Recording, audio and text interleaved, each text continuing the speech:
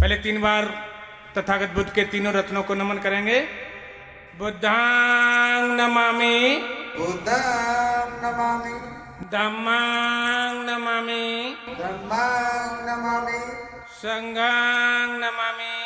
संघं नमामि। याचना करें। नमो तस्से भगवतो अरहतो भगवतो अरहतो सम्मा संबुद्धस्स सम्मा सम्बुद्धस्स नमो तस्से नमो तस्से भगवतो अरहतो भगवतो अरहतो सम्मा संबुद्धस्स सम्मा सम्बुद्धस्स नमो तस्से नमो तस्से भगवतो अरहतो भगवतो अरहतो सम्मा संबुद्धस्स सम्बुद्धस्स बुद्धं शरणं गच्छामि, बुद्धं शरणं गच्छामि, धम्मं शरणं गच्छामि, धम्मं शरणं गच्छामि, संघं शरणं गच्छामि। संघं शरणं गच्छामि। द्वितीयम्पि द्वितीयम्पि बुद्धं शरणं गच्छामि, बुद्धं शरणं गच्छामि। द्वितीयम्पि द्वितीयम्पि धम्मं शरणं गच्छामि, धम्मं शरणं गच्छामि। द्वितीयम्पि द्वितीयम्पि संघं शरणं गच्छामि, संघं शरणं गच्छामि। तृतीयम्पि तृतीयम्पि बुद्धं शरणं गच्छामि, बुद्धं शरणं गच्छामि। तृतीयम्पि तृतीयम्पि धम्मं शरणं गच्छामि, धम्मं शरणं गच्छामि। तृतीयम्पि तृतीयम्पि संघं शरणं गच्छामि। संघं शरणं गच्छामि। ये तो हिंदी में आप लोगों को बताते चलते हैं। पहले 3 बार तथागत बुद्ध को नमन किया। क्यों? कि इन्होंने ऐसा हमें मार्ग दिया है। ऐसे तथागत सम्मुख संबुद्ध को 3 बार नमन करता हूँ। उसके बाद त्रिवाचा भरा, मैं बुद्ध की शरण में जाता हूँ, मैं धम्म की शरण में जाता हूँ, मैं संघ की शरण में जाता हूँ। अब जो बुद्ध ने मार्ग दिया है उस मार्ग की तरफ चल के चलते हैं। 5 शील ही, चाहे उपासक हो चाहे उपासका, सभी के लिए कल्याणकारी शील हैं। उन शीलों पर आप लोग चलेंगे तो आपको बहुत बड़ा सुख मिलेगा, शांति मिलेगी, निरोगी होंगे और लंबी आयु भी होगी। बुद्ध के शील ही आप लोगों का व्रत है, आचरण है, गहना है। कहा है तथागत बुद्ध ने, शीलवान सबसे बड़ा, सब रत्नों की कान, अमर लोक की संपदा रही शील में आन। तो शीलवान बनने का प्रयास करें। चलो बोलते हैं शीलों की तरफ। पहला शील है पाणातिपाता वीरमणि प्राणातिपाता वेरमणि शिक्षापदं समादयामि, सिक्खापदं समादयामि। आदिन्य दाना वीरमणि अदिन्नदाना वेरमणि शिक्षापदं समादयामि, सिक्खापदं समादयामि। कामेश मिच्छाचारा वीरमणि कामेषु वेरमणि शिक्षापदं समादयामि, सिक्खापदं समादयामि। मूसावादा वीरमणि मूषावादा वेरमणि शिक्षापदं समादयामि, सिक्खापदं समादयामि। सुरा मेरे अमज्य सुरा मेरे मज पमादठाना वीरमणि मादट्ठना वेरमणि शिक्षापदं समादयामि। सिक्खापदं समादयामि। साधु साधु साधु। बुद्ध के 5 शील हुए। अब आगे की रूपरेखा हमारे डॉक्टर साहब वंदना साधवाद के साथ बोलेंगे। आकर आ जाएंगे।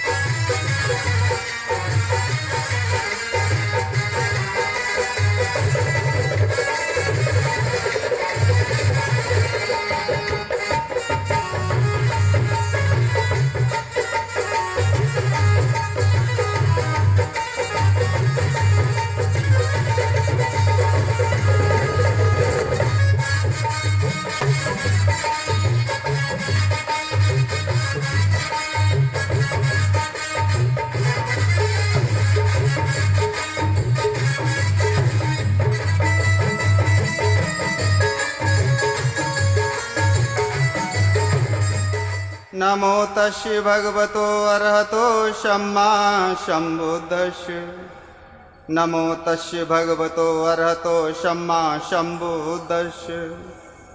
बुद्धं शरणं गच्छामि, धम्मं शरणं गच्छामि, संघं शरणं गच्छामि। पाणातिपाता वेरमणि सिक्खापदं समादयामि। आदिन्नदाना वेरमणि सिक्खापदं समादयामि। कामेषु मिच्छाचारा वेरमणि सिक्खापदं समादयामि। मूषावादा वेरमणि सिक्खापदं समादयामि। चुरामेरे मज्जपमादट्ठाना वेरमणि सिक्खापदं समादयामि। बुद्धं नमामि, धम्मं नमामि, संघं नमामि। तथागत बुद्ध के चरणों में हम वंदना की अरहत बिनती बारंबार, तुम रखियो लाज हमारी। अरहत बिनती बारंबार, तुम रखियो लाज हमारी।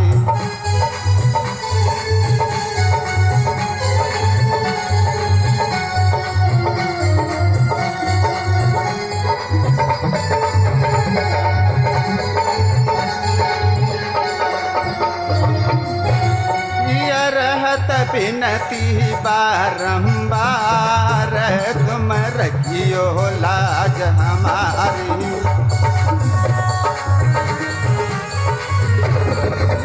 तेरी शरण के साथी आई, संग लास लाल की लाई।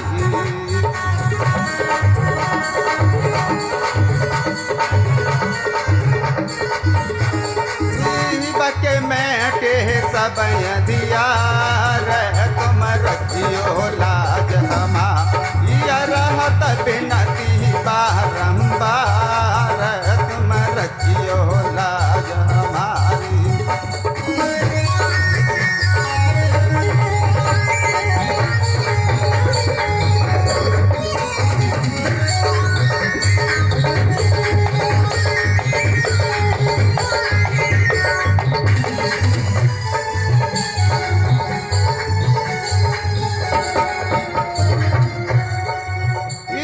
डाकू जंगल आया, जो अंगुली माल कहाया।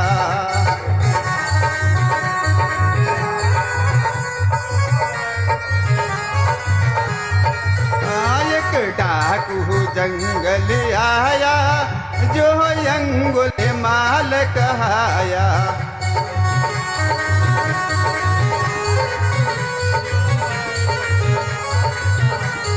पैरों डार दही तलवार, तुम रखियो लाज हमारी। रहत बिनती बारंबार, तुम रखियो लाज हमारी। नारी शरणती आई, उसे दीनी राह दिखाई।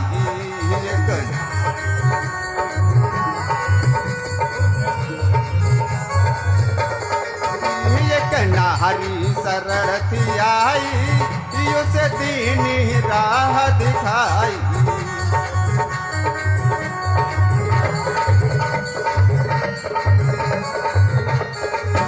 बके काटे दोष विकार, तुम रखियो लाज हमारी।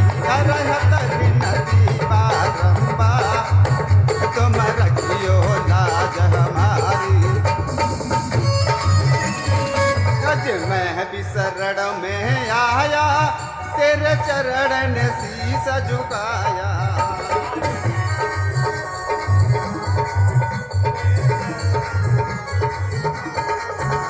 जो मैं भी शरण में आया, तेरे चरण ने शीस नवाया।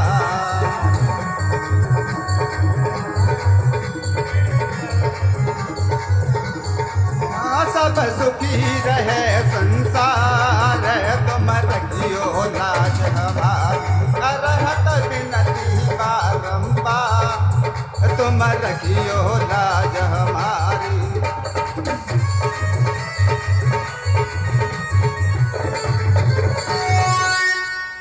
नमो बुद्धाय, नमो धम्माय, नमो संघाय।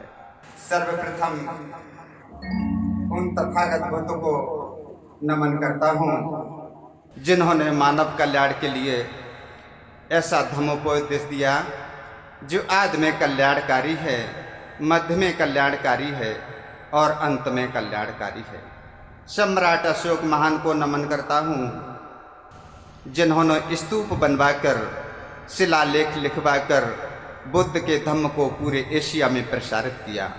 नमन करता हूँ बोधिसत्व बाबा साहब डॉक्टर भीमराव अंबेडकर जी को, जिन्होंने भारत में विलुप्त हो रहे बुद्ध के धम्म को पुनर्जीवित किया। मैं नमन करता हूँ अपने दीक्षा आचार्य भंते विमल कीर्ति मास्तर जी को, जिन्होंने कुशीनगर में धम्म दीक्षा देकर हमें एक बौद्ध बनाया। नमन करता हूँ आचार्य भंते करुणाशील राहुल और आचार्य भंते राजरतन जी को, जिनके सानिध्य में मैंने धम्म का ज्ञान सीखा। बुद्ध गाथा कार्यक्रम में पधारे वंदनीय भिक्षु, अतिथिगण एवं कार्यक्रम की अध्यक्षता कर रहे परम श्रद्धेय अध्यक्ष महोदय, बुद्ध गाथा का आयोजन कर रहे हमारे सभी पदाधिकारीगण, मैं आपका तहे दिल से आभार प्रकट करता हूँ। संगीतमयी बुद्ध गाथा में पधारे मेरे बुजुर्ग, समस्त मातृशक्ति, युवा एवं प्यारे बच्चों, हम आपका स्वागत एवं अभिनंदन करते हैं। आज 8 अप्रैल है और 1857 क्रांति के अग्रदूत माननीय दीना भाना वाल्मीकि जी का जन्मदिन है। मैं उनको नमन करता हूँ। बंधुओं, 563 ईसा पूर्व भारत देश अनेकों राज्यों में बटा हुआ था। कुछ राज्य पर एक ही राजा का अधिकार होता था तो कुछ राज्यों पर एक ही राजा का अधिकार नहीं होता था। जो राज्य एक ही राजा के अधीन थे वे जनपद कहलाते थे और इनकी संख्या 16 थी, जैसे अंग, मगध, गंधार, कौशल, बज्जी आदि। जिन राज्यों पर एक ही राजा का अधिकार नहीं होता था वे संघ या गढ़ कहलाते थे। कपिलवस्तु, शाक्य, पावा तथा कुशीनगर के मल्ल, वैशाली के लिच्छवी, सांगाम के कोली और केशपुत्र के कालाम। कपिलवस्तु भारत के उत्तर पूर्व कोने में स्थित था और यह एक स्वतंत्र राज्य था। यहाँ आगे चल करके कौशल राज इस पर अपना अधिकार जमाने में सफल हो गए। शाक्यों की राजधानी का नाम कपिलवस्तु था और ये कपिलवस्तु नाम शायद कपिल मुनि के नाम से ही पड़ा होगा। कपिलवस्तु में सिंहनु नाम के एक शाक्य रहते थे और सिंहनु की पत्नी का नाम कच्चाना। सिंहनु और कच्चाना का विवाह होने के बाद उनके 5 संतानें हुई। 5 पुत्र जिनके नाम शुद्धोदन, धोतोदन, सक्कोदन, सुक्कोदन और अमितोदन थे। इनके अलावा उनकी 2 पुत्रियां भी थीं जिनके नाम थे अमिता और पमिता। सिंहनु के बड़े पुत्र शुद्धोदन का विवाह महामाया से हुआ। महामाया के पिता का नाम अंजन और माता का नाम सुलक्षणा था। अंजन कोलीय वंश के थे और ये देवदह नाम के एक गांव में रहते थे। शुद्धोदन एक महान योद्धा थे और जब इन्होंने अपने सैन्य पराक्रम का परिचय दिया तो उन्हें एक विवाह करने की और अनुमति मिल गई। तो उन्होंने दूसरा विवाह महाप्रजापति गौतमी के साथ किया जो उन्हीं की बहन थी। शुद्धोदन के पास बहुत बड़े बड़े खेत थे, बहुत सारे नौकर चाकर थे और उनका जीवन ही बहुत ऐश्वर्यपूर्वक था। आषाढ़ के महीने में शाक्य एक महोत्सव मनाया करते थे और ये महोत्सव लगभग 1 सप्ताह तक चलता था। 7वें दिन महामाया ने सुगंधित जल से स्नान किया, मूल्यवान गहने से स्वयं को सुशोभित किया, मनपसंद भोजन किया और ढेर सारा दान दिया। उसी रात महामाया ने गर्भ धारण किया। 10 चक्र मास व्यतीत होने पर जब प्रसव का समय आया तो उन्होंने अपने बच्चे को जन्म देने के लिए अपने मायके को ही चुना। राजा शुद्धोधन से कहा कि हमें अपने बच्चे का जन्म अपने मायके यानी देवदह में जाकर के अपने बच्चे को जन्म देना। शुद्धोधन ने महामाया की इच्छा पूर्ण की और कहारों को बुलवाकर स्वर्ण पालकी में बिठाकर अनेकों सेवक और सेविकाओं के साथ उनको देवदह भेज दिया। देवदह के मार्ग में महामाया को शाल वृक्षों और अन्य वनों के बीच से होकर के गुजरना पड़ता था। जब महामाया उस जंगल के बीच से गुजर रही थी तो उनको प्रसव पीड़ा हुई। अधिक पीड़ा होने पर उन्होंने कारों से पालकी रोकने के लिए कहा। कारों ने पालकी रोकी और महामाया उसे उतर करके बाहर आई और 2 शाल वृक्षों के बीच में जा करके वो खड़ी हो गई। अपनी पीड़ा को कम करने के लिए उन्होंने उस साल वृक्ष की लटकती हुई टहनी को पकड़ लिया। जब उनको प्रसव पीड़ा अधिक होने लगी तो उनके साथ जो सेवक सेविकाएं आई थी उन्होंने चारों तरफ से घेर लिया और थोड़ी ही देर में महामाया ने एक बच्चे को जन्म दिया। बच्चे को जन्म देने के बाद महामाया ने वापस कपिलवस्तु लौटने का ही उनसे कहा कि हमें अब वापस कपिलवस्तु जाना है, अब अपने मायके नहीं जाना है। महामाया अपने सेवक सेविकाओं के साथ में कपिलवस्तु वापस आ जाती हैं। कपिलवस्तु आकर के शुद्धोधन ने जब ये जाना कि महामाया ने एक पुत्र को जन्म दिया है तो वो बहुत खुश हुए। उनका पूरा परिवार खुश हुआ क्योंकि काफ़ी लंबे समय से बहुत समय हो चुका था राजा शुद्धोधन और महामाया का विवाह हुए, उनके कोई संतान नहीं हुई थी। और ये खुशियां तब और बढ़ गई जब महामाया की कोख से एक बच्चे ने जन्म लिया। उसी समय शुद्धोधन को राजा बनने की उपाधि मिली। उससे पहले वो राजा नहीं थे, उनके पिता थे। तो राजा शुद्धोधन राजा की उपाधि से सुशोभित हुए और महामाया की कोख से एक बालक ने जन्म लिया। तो ये खुशियों के बीच में उस कपिलवस्तु में जश्न अच्छे से मनाया जाने लगा।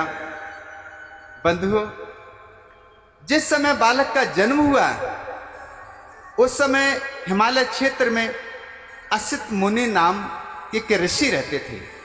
जब उनको पता लगा, जब उन्होंने सुना कि राजा शुद्धोधन के घर में एक बालक ने जन्म लिया है, तो उन्होंने अपने शिष्य नरदत्त को बोला कि चलो राजा शुद्धोधन के यहाँ चलते हैं। राजा शुद्धोधन के घर में एक बालक ने जन्म लिया है। कपिलवस्तु में पहुंचकर कपिल मुनि राजा शुद्धोधन के महलों में पहुंचते हैं। द्वारपाल ने शुद्धोधन को अवध कराया और राजा सम्मान के लिए उनको बाहर गेट पर लेने आ गए। महलों में उनको आसन दिया, सम्मान दिया और बैठा कर बोले, मुनिवर, मुझे ज्ञात नहीं है किससे पहले कभी मैंने आपको देखा हो। तो असित मुनि ने अपना परिचय दिया और कहा, राजन, आपके घर में एक पुत्र ने जन्म लिया है। उसको देखने की इच्छा से मैं आपके महलों में उपस्थित हुआ हूं। मैं उस पुत्र को देखना चाहता हूं। राजा शुद्धोधन ने कहा कि महाराज, अभी वो पुत्र सोया हुआ है, जब वो नींद से जग जाएगा तो मैं अवश्य ही आपको दिखाऊंगा। असित मुनि ने बोला कि राजन, ऐसे पुत्र अत्यधिक निंद्रालु नहीं होते हैं, वो बहुत कम सोते हैं कि थोड़ी ही देर में पता लगा कि बालक जाग गया। महलों से उस बालक को बुलाया जाता है और असित मुनि के हाथों में दे दिया जाता है। असित मुनि ने उस बालक को देखा और देखने के बाद कुछ पलों में उनके मन में एक विचार आने लगे। इस बालक को देख देख करके वो क्या विचार आ रहे हैं, सुने।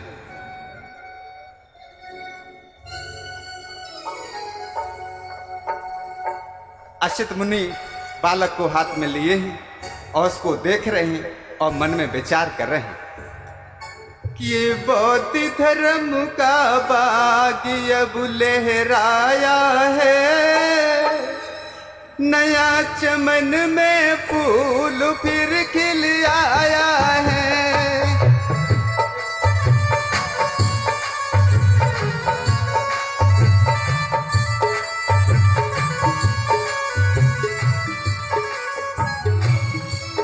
ये बहुत धर्म का बाग अब लहराया है, नया चमन में फूल फिर खिल आया है।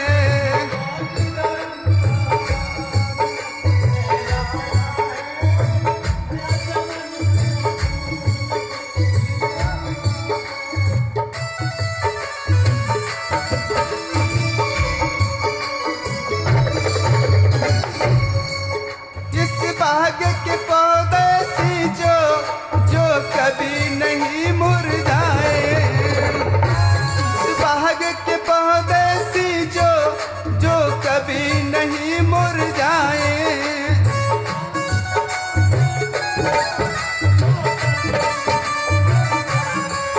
कर पेड़ पेड़ की सेवा जो नव पल्लव युग आए।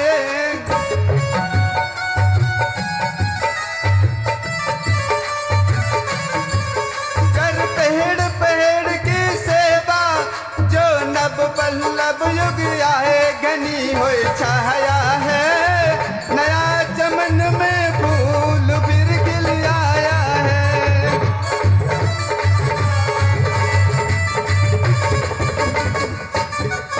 क्यों दर ही दर भटकाया, दुष्टों ने बहुत सताया।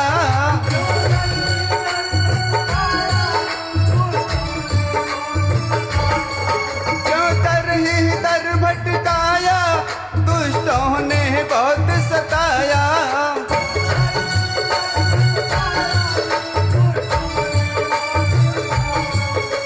सम्यक संबुद्ध होगा, बालक ने जन्म जो पाया।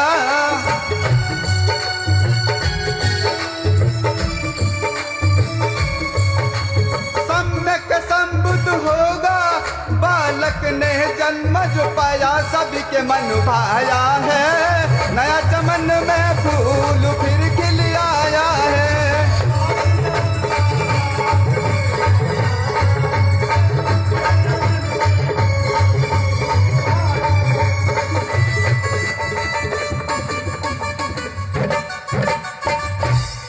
बंधुओं, ये सोचते सोचते असित मुनि एकाएक रो पड़ते हैं।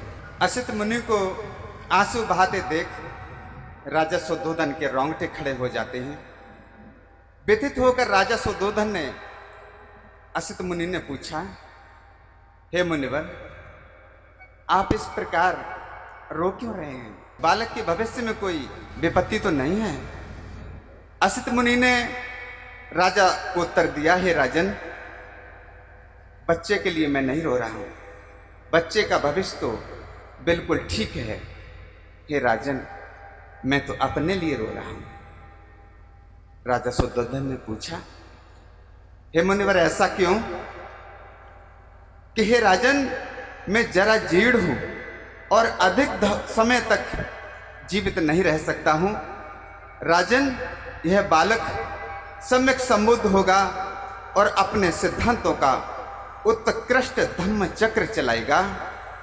संसार के कल्याण के लिए, संसार की प्रसन्नता के लिए यह बालक अपने सिद्धांतों की धम्म देशना देगा। लेकिन मैं उन बुद्ध को देख नहीं पाऊंगा क्योंकि उस समय तक मेरा शरीर खत्म हो चुका। हे राजन, मैं इसलिए रो रहा हूं। तब राजा शुद्धोधन ने महामुनि की उनको भोजन कराया, उनको दान दिया और उनकी परिक्रमा की और उनको विदा किया। असित मुनि ने अपने शिष्य नरदत्त से कहा कि हे नरदत्त, जब तुमको सुनने को मिला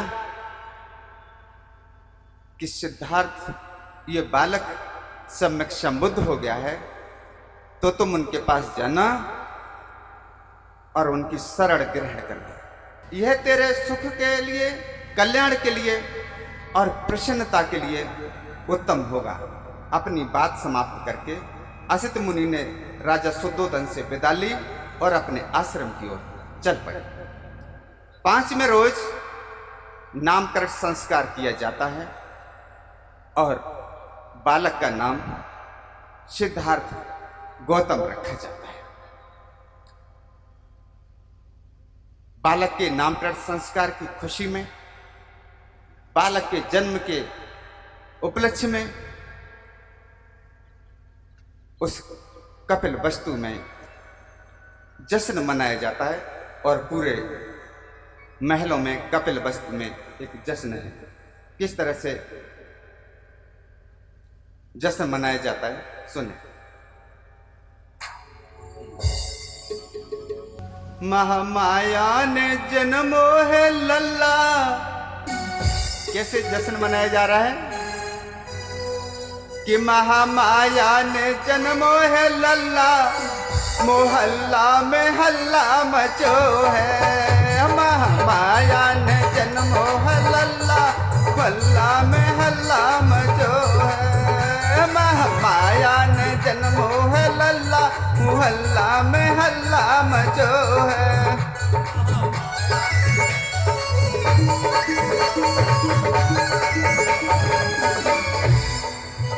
शुद्धोधन लुटा भी रुपया पैसा, शुद्धोधन लुटा भी रुपया पैसा। माँ मैया खिलावे रसगुल्ला, मोहल्ला में हल्ला मचो है। माँ माया ने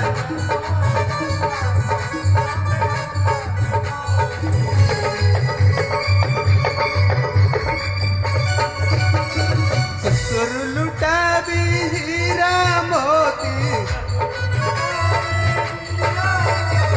ससुर लुटा भी हीरा मोती। सासु खिलावे दही भल्ला, मोहल्ला में हल्ला मचो है। माँ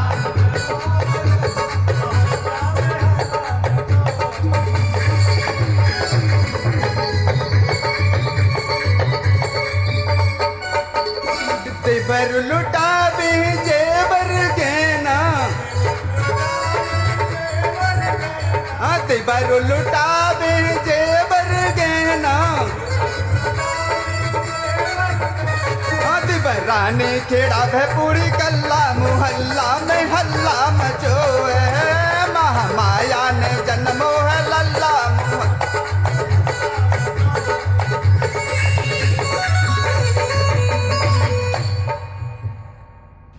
धम्म बंधु,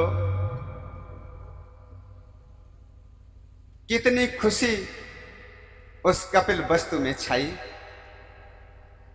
उस राजा शुद्धोधन के महलों में खुशी छाई क्योंकि उस घर में बालक ने जन्म लिया और बालक का नाम सिद्धार्थ गौतम रखा गया।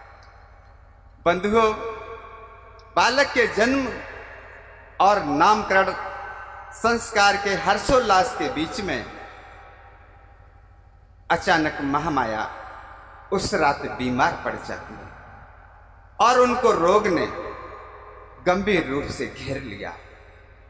जब महामाया को लगा कि उनका अंत समय निकट आ गया है, तो उन्होंने राजा शुद्धोदन और अपनी बहन महाप्रजापति गौतमी को अपने सैया के निकट बुलाया और बोली, निक सुनियो राजन आई,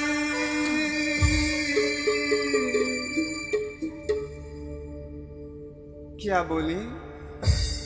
निक सुनियो राजन आई, मेरो जियार हो घबराई।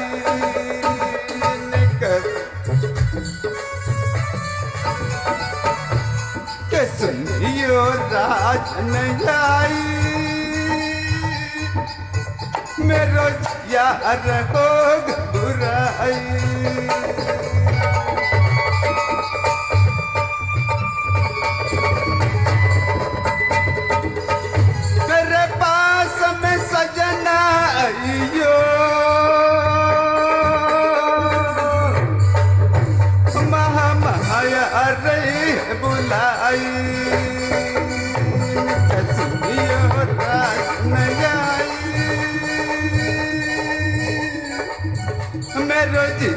रहो बुराई।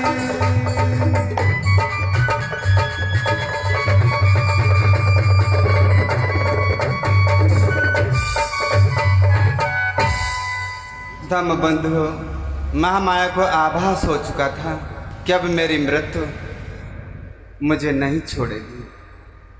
इसलिए उन्होंने अपने बच्चे को प्रजापति गौतमी को सौंपते हुए बोले, निक सुनियो बहन हमारी,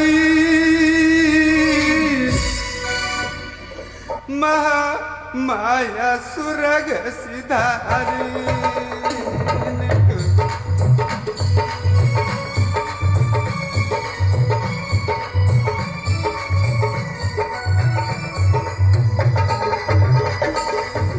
सुनियो बहन हमारी, महामाया सुरग सिधारी।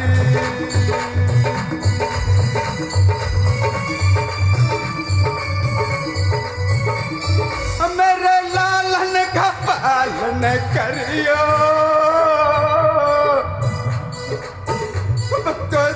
तो सभी तुम हरियो।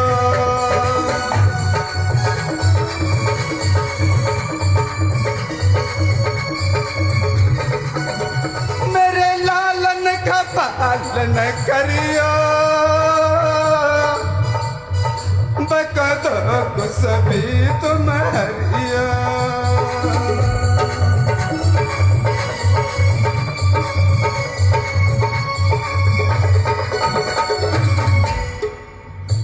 चलन किया गई बारी, महामाया सुरग सिधारी। कसमियो बहन हमारी,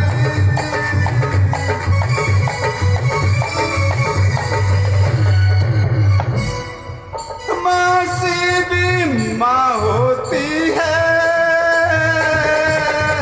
तेरी बहन आज कहती है।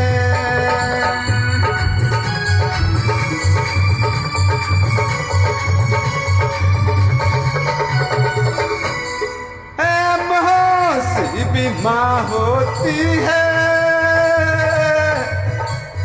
तेरी बहन आज कहती है।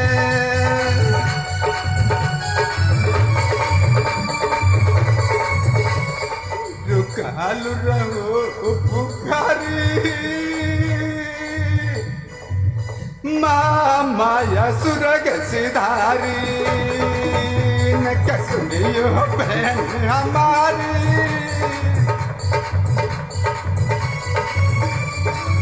धम्म बंधु, महामाया के दुख भरे शब्दों को सुनकर महाप्रजापति गौतमी दुखी होने लगती हैं, अपने आंखों से आंसू बहाने लगती हैं क्या होता है धम्म बंधु? सजल नेत्र भगिनी भई, सुनी भगिनी की बात, कई को कसु हम दो, पति संयोग सुहा। हे बहन, एक ही मां की कोख से हम दोनों बहनों ने जन्म लिया है और संयोग से हम दोनों के पति भी एक ही हैं। हे बहन, ये बालक जितना तुम्हारा है उतना बालक ये मेरा भी है। हे बहन, तुम अति शीघ्र ठीक हो जाओगी, इतनी दुखी क्यों होती हो, क्यों रोती हो बहन? धम्म बंधु, अगले रोज क्या होता है? दिवस 7 बीते बिकट, अति अधीर भूपाल, महामाया की आ गई, शुबैर ने मौत का। बच्चे को जन्म देकर 7वें रोज महामाया पर निर्वाण को प्राप्त हो जाती हैं, अर्थात उनकी मृत्यु हो जाती है। इस तरह महामाया अपने बच्चे को जन्म देकर 7वें रोज शरीर छोड़ जाती है। क्या होता है धम्म बंधुओं? वो छोटा सा बालक मां के स्पर्श के बिना थपक थपक कर रोता है। महाप्रजापति गौतमी उसे अपनी गोद में उठा लेती हैं और कैसे दुखी होती हैं। चली गई तेरी महतारी,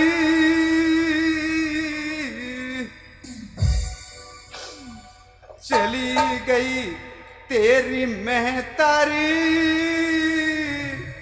छोड़ कर दुनिया ये सारी। चली गई तेरी महतारी, छोड़ कर दुनिया ये सारी।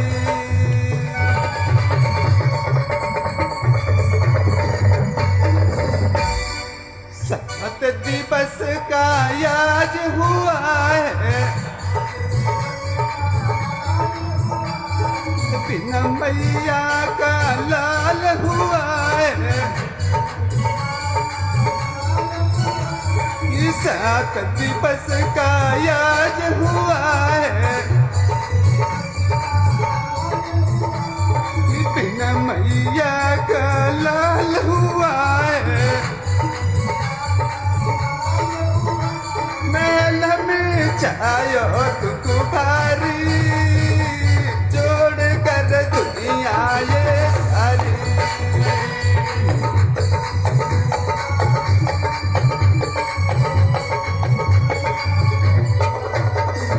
चली गई तेरी महतारी, छोड़ कर दुनिया ये सारी।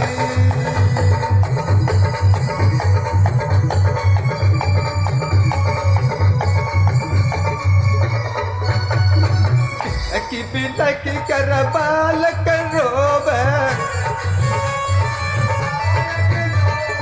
ऐसा किसी संग ना होवे। बिलक बिलक कर बालक रोवे, ऐसा किसी संग ना होवे। मर जाकी जब बारी, छोड़ कर दुनिया ये सारी। चली गई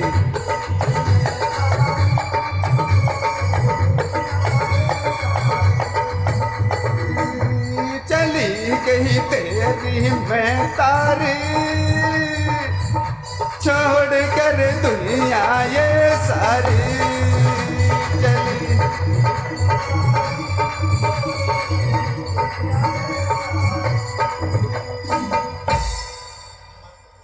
बंधु, महामाया के निधन के बाद सिद्धार्थ गौतम का पालन पोषण उनकी मौसी महाप्रजापति गौतमी ने किया और अपने बच्चे से ज्यादा स्नेह देकर एक मां का फर्ज निभाया। इस तरह से सिद्धार्थ गौतम अपनी मौसी के गोद में धीरे धीरे बड़े हुए और पले। नमो तस्से भगवतो अरहतो सम्मा सम्बुद्धस्से। नमो तस्से भगवतो अरहतो सम्मा सम्बुद्धस्से। सबे सत्ता सुखी हन्तु सबे हन्तु सुखिनो सबे भद्राणि पश्यन्तु मा कञ्चित् दुःखमागमः। सबे सत्ता सुखी हन्तु सबे हन्तु सुखिनो सबे भद्राणि पश्यन्तु मा कञ्चित् दुःखमागमः। सबे सत्ता सुखी हन्तु सबे हन्तु सुखिनो सबे भद्राणि पश्यन्तु मा कञ्चित् दुःखमागमः। संसार के सभी प्राणी सुखी हों, सभी निरोगी हों, सभी की दीर्घायु हो। भवतु सब मंगलम भवतु सब मंगलम भवतु सब मंगलम। सबका मंगल हो, सभी सुखी हो।